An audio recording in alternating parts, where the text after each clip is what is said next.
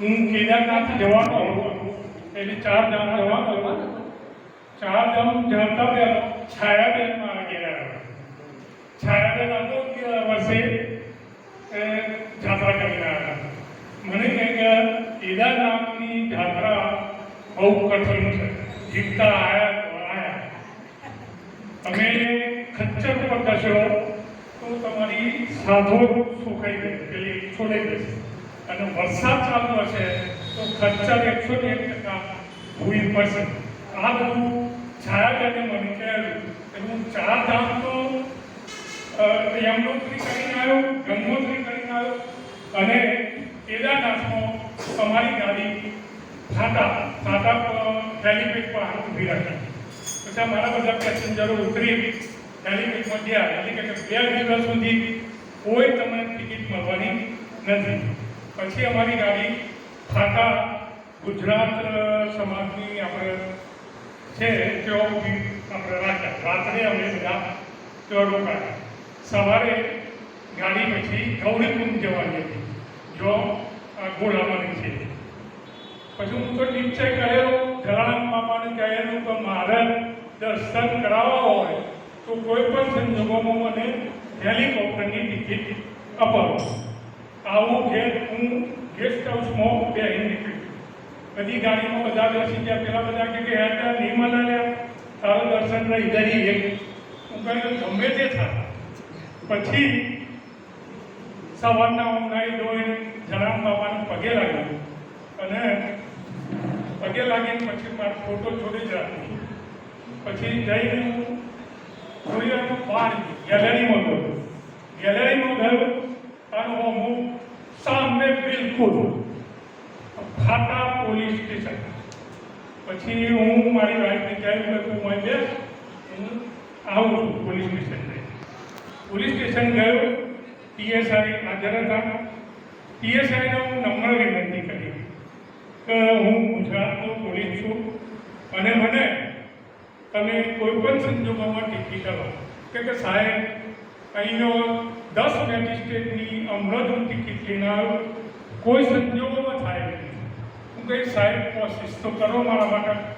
જો અહીંનો પીએસઆઈ હોય તો આપણને મદદ કરે નહીં. જ્યારે એ પીએસઆઈ જાતે બુલેટ ચલાવીને ફાટા હેલિકોપ્ટર ગયો. મને કહે કે તમે પુના બારે મારા પોલીસ સ્ટેશન આવશો, જે થાય એવું તમને કહી. પણ હું તો સર આજ્ઞાનો પોલીસ સ્ટેશન જઈને કહી ગયું. એટલામાં તો ફોન પુના બારે આવ્યો પીએસઆઈનો કે પેલા સાહેબ કયો સર. એટલે પેલા કે અહીં બેઠેલા છે કે ફોન આવ્યો કે તમારી ટિકિટ હું જવાની એટલી કરી છે, આવવાની બીજા દિવસે. હું કહ્યું કે સાહેબ તમારો ખૂબ ખૂબ આભાર. મારી જે ટિકિટ હતી ઇનોવા, કારણ કે એટલું 14,000 રૂપિયા એક ટિકિટના મુલાકાત, છતાં ટિકિટ મળતી નથી. ત્યારે જ્યારે મારી ટિકિટ 14,000માં બંને મારી વાઈફ બંનેને ટિકિટ લઈને આવ્યા. સરસ. એક આભારનો ખર્ચો છે. આવા ખર્ચા અસંખ્ય છે. અમુક જગ્યાએ જે પરચા હું આગળનો પરચો કર્યો હતો, મારા મિત્રને નોકરી લાગી, એવો મેં જે આપ્યું સત્ય કહ્યું તો પૈસા આપવા પડે.